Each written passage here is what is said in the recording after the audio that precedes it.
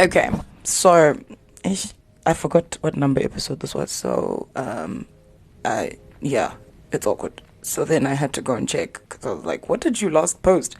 So a little quick pre-intro story. I recorded an episode. Actually, I recorded 2 episodes, and I think I was in the process of editing them, but I feel like I was in a different place at the time.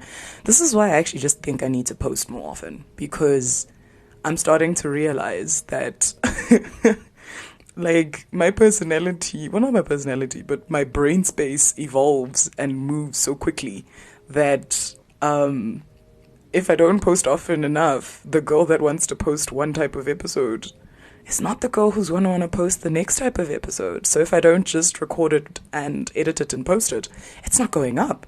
So we're here now. Yeah. Okay. Pre-show jibber jabber done.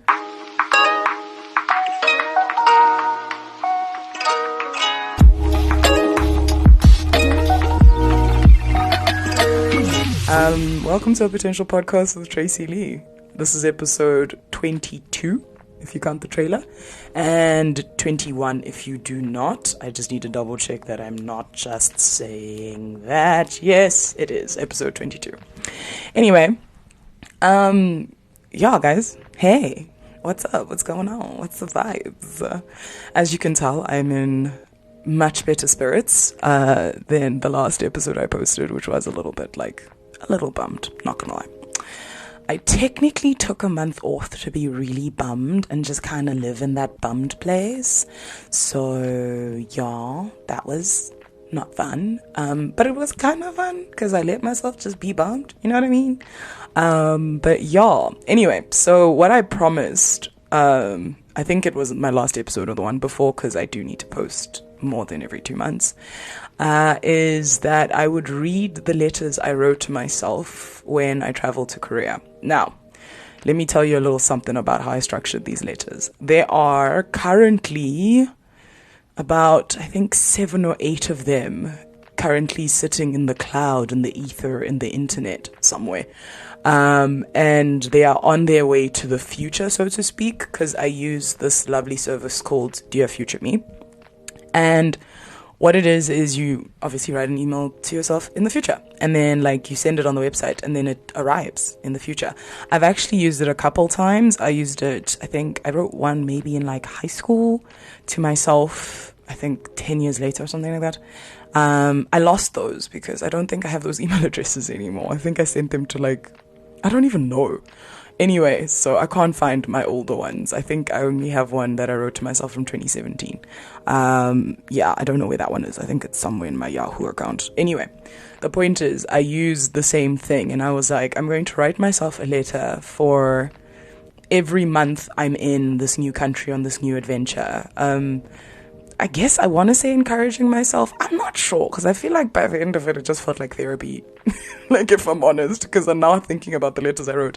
I can't remember them because obviously you write them on the website and then you click send, and you can't read them until the date that they've been sent. So I wrote these in August, actually more July going into August, so that was a while ago. It's the 20th of September today. So yeah, and I did promise I was going to read them on the podcast, if only just to structure my content and force me to create content. So we're here.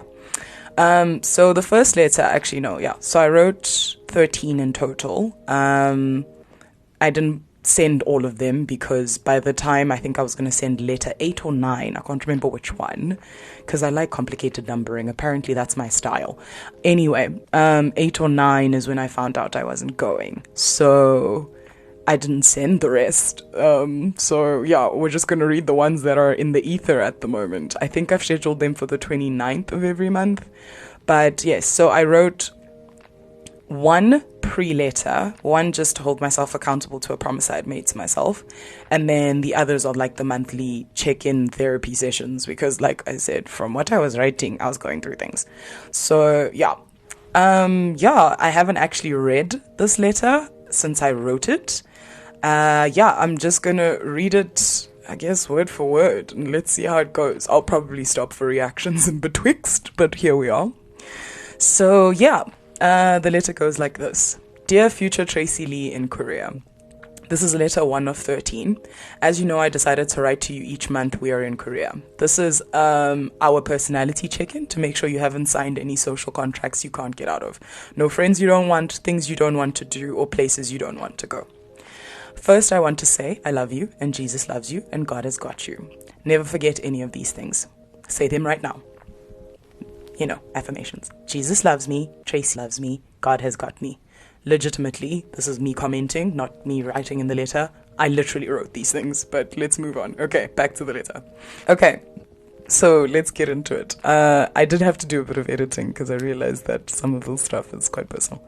This is what happens when you read people, like you read stuff to yourself, you know what I mean? Like on a microphone.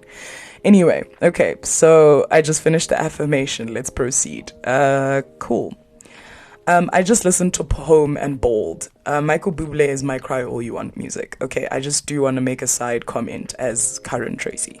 Michael Bublé and James Morrison make music I cry to. Like, I generally never really had like sad people music, but then in 2011 life got hectic and a person I truly love passed away, and this was the music that got me through. Like, it was my cry all I want music. Now, as a result, unfortunately, I cannot listen to Michael Bublé's Home without feeling like actual emotion ball up inside of me. It's out of control. I love that song though, so it's fine. But yeah, it was a favorite of mine at the time, and it just made me feel better. But now, actually, and helped me cry. Anyway, so cool. So let's keep going. And now at 11 minutes past 8 on the 4th of July 2024, I'm being in my feels and having what I think is the first good cry since my existential started. About my existential in the car. Honestly, I'm still not sure what I'm doing. I just want something so bad that I can affect. I don't quite understand that sentence, but I think I get what she was trying to say. I say she as if it isn't me, but I think I can feel what was going on here. Guys, look, my existential was rough, and there's an episode about it, so whatever. But like, I've been feeling so lost for so long that it mind boggles me that, like, right now I'm sitting here reading this and I'm like, damn, you know what I mean? Anyway. Being at my old job has been weird. I keep thinking about all the moments I had in the building, the memories, the dreams I dreamt. This requires unpacking, and I hope I have an answer by the time you read this. Okay, so back to me, present me. The answer I have is, yeah, that one's quite deep, actually. Honestly, it's ironically the reason I'm recording this podcast, and I've kind of made a mini commitment to myself to post more regularly, even though I say this in every episode, so please. But yeah, it's interesting how a change in environment can make you think a little different, you know? And yeah, like, I feel like I'm doing better, and I have actually unpacked, and I would like to obviously sit down and unpack that properly for an episode of this podcast. It's just I didn't pre-read this letter, so I don't have like a proper answer for this, other than the fact that I'm working in a space I worked for many years. I actually worked at backstory. Sorry for those who don't know what's going on. In my process of moving to Korea, I was asked to go back to my old job and help out there as a freelancer while I wait for the transition. And now I'm at a job that I was at for almost 7 years. You know what I'm saying? The first time. And it was strange walking around. Well, it still is. I'm still there. But like, yeah, just walking around my old stomping grounds and like seeing how it's changed, how it's stayed the same. But there's so much that hasn't changed because I've been gone for that long.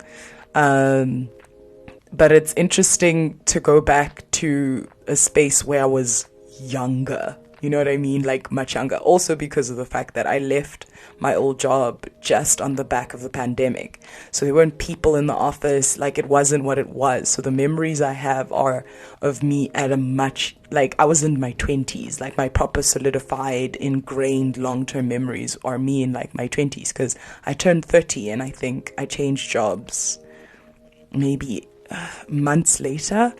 So yeah, my 20s were spent in that building. And it's trippy.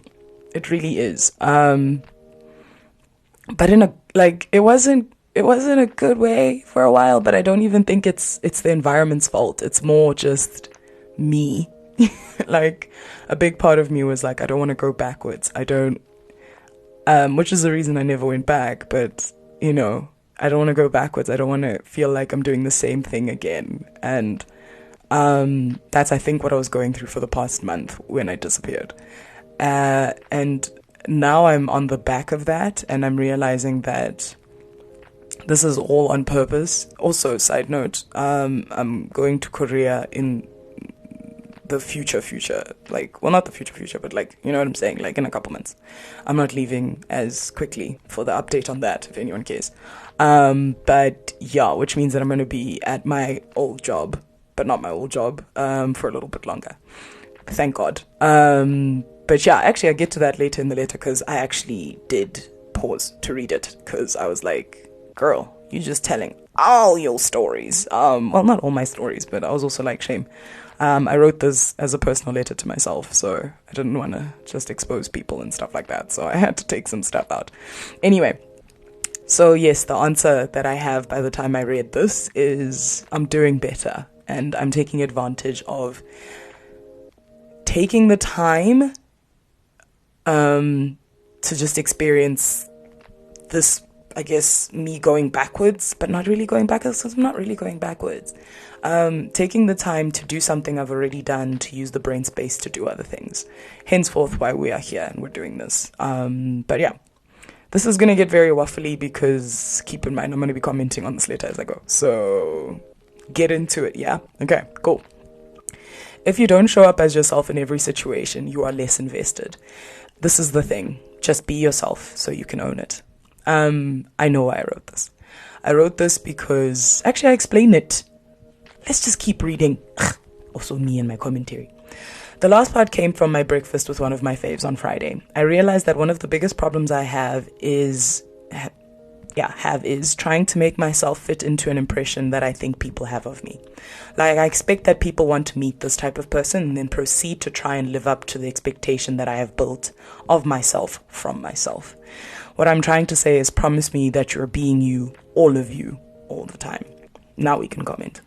Yeah, I wrote this letter because I needed to remind myself that I need to be myself and let the chips fall where they may. I think I've experienced a very long season of my life where I've just existed in an impression I think other people have of me and just like held myself accountable to it. And it's not okay. Actually, I have a topic I would like to unpack in one of the episodes to come, called the good girl complex. But that one needs to be further written and unpacked properly. But yeah, I'm going to write it. It's definitely coming because I actually genuinely want to create that episode. But yeah. So anyway, let's keep going with the letter because I'm going through things and I'm trying to talk at the same. It's not working. Let's just keep reading. Okay. You don't need a villain era. You just need to let yourself be yourself. The only thing you owe the world is showing up as you. Quick update about where we are and what is happening. This week we started at JP. Got so stressed that our body refused to have its monthlies. Yes, we're talking about periods on my podcast. Come on. Eh? Come on. Sorry, that was me, not the letter. Sorry. We are now on Sunday and I have had several good cries, done a bit of emotional eating, just finished catching up and realized that as much as I don't know what's wrong with my one reference letter, I don't know what is going to happen with my timings and planning. All this is going according to my plan that I prayed on when I started all of this. Okay, comments. At this point, obviously, I was still leaving because I wrote this letter before I recorded the last episode. At this point, I was still leaving, but I had heard news that there was something wrong with one of my reference letters, and I was waiting for feedback, and it was havoc. I'm a planner naturally as an individual. I like to have all my ducks in a row before I do anything, and this was not going according to. It wasn't going according to my my planner mind, but it was going according to the plan, because the whole idea of this whole exercise was to leap, take a leap of faith, just try something new and see where the chips fall, but yeah. Anyway, next section of the letter. I prepared to have this job so that I can be in a later intake if needed and have one. My job isn't even that difficult. Side note, I learned this week that I add a lot of value wherever I go. They are still using some of the same processes I built when I was at this job, and my plan to add value is stuff I can do without thinking too hard. And I'm on great track with the other stuff that I'm working on. Whatever happens, I've already added to both my places of work and added value as an ops person. Okay, so at the time, as much as I was, I hadn't realized at the time I was leaving. So it was just, it was weird. It was trippy. I was in my feels, but I wasn't sad yet. But yeah, I was in a realization that I genuinely wasn't trash at my job. I think I've spent a lot of my career and a lot of my adult life thinking I'm terrible at my job, let me not say terrible at my job, but I've never thought that I was an expert at something or I was good at something. And going back to my old job had shown me how much I'd grown, which was really nice. It was like a very good confidence boost. So that was really cool, actually. Now that I'm looking back and not all in my feelies and sad, it's really nice. Anyway, also, it looks like they need me, and I am willing to work here as long as they're willing to have me, and I have somewhere to be, which is really nice. Getting back to the point of this letter, God made you to be God made you to be specifically you wherever he has placed you. So don't lose yourself to fit in. Watch that video, that Jackie Hill Perry video that I saved on Insta if you need to. Okay, so a little bit about this video. I'm actually going to link it in the description if they let me. But yeah, it's just a video about, she was actually talking about how God made you uniquely you, and we sometimes lose focus and we lose sight of the fact that God made you, specifically you, the way you are made, the way you are created. He made all of your facets, your flaws, because he wanted a you in the world, And it just spoke to me because at the time, and actually still a little bit now, I was losing myself a little bit, and this is why I wrote this letter. And I wanted to remember what it was actually not even wanted to remember. I wanted to tell myself and encourage myself to stand 10 toes down in who I am, whatever that is, at whatever point. Obviously, if there's change involved, then it's fine, 10 toes down in that. But let it come from an inside place as opposed to an outside place. So yeah, I'm going to put a link to the video. It's actually a really good video, and I'm a fan of Miss JHP. So anyway, I hope your first week is going well and that your co-teacher is cool and all your banking, ARC, and shopping admin is going well. Also, make sure that you're sending your mom regular pictures for the frame. Okay, so obviously this letter was supposed to go to me while I was in another country. Yeah, the admin of being in another country is what I'm talking about there. And then also, I bought my mother a digital frame so that I could send pictures to it, so I didn't have to WhatsApp her my updates. She would just kind of wake up or whenever and see what I'm doing. So that was something I did there. Okay, that's explaining that. Okay, I think that's enough for now. I just came up with something. Send yourself a reply to this email as a way to journal. Also, what's happening with the podcast? Come on, Past me wants to know how you guys are doing. What's up, people on the podcast? APPeople? TM? Anyway, sorry. Well, that's me for now. Chat in a month. I love you, and Jesus loves you, and God has got you. Never forget any of these things. Say them right now. Yay. Okay. Yeah, guys. That was the letter. It was a short one. And I did a little bit of editing as I was going because you heard it was a bit chunky, but it was also just because of the fact that, like, some of it is, like, you know, information you just can't be sharing on the internet. You know what I mean? Can't just be sharing it on the internet. Yeah. It was trippy reading it, though. Which I think was kind of the point. I do like the messaging of what Past Me was saying. Stand 10 toes down and who you is. I think it's been interesting in the past about month and a half now, experiencing the fact that, like, I'm technically walking in the same steps as a much younger version of me, like I mentioned while I was reading the letter. It's guys, I'm in a weird place. Like, I'm in a good place, but a weird place, but a good place, but a weird place.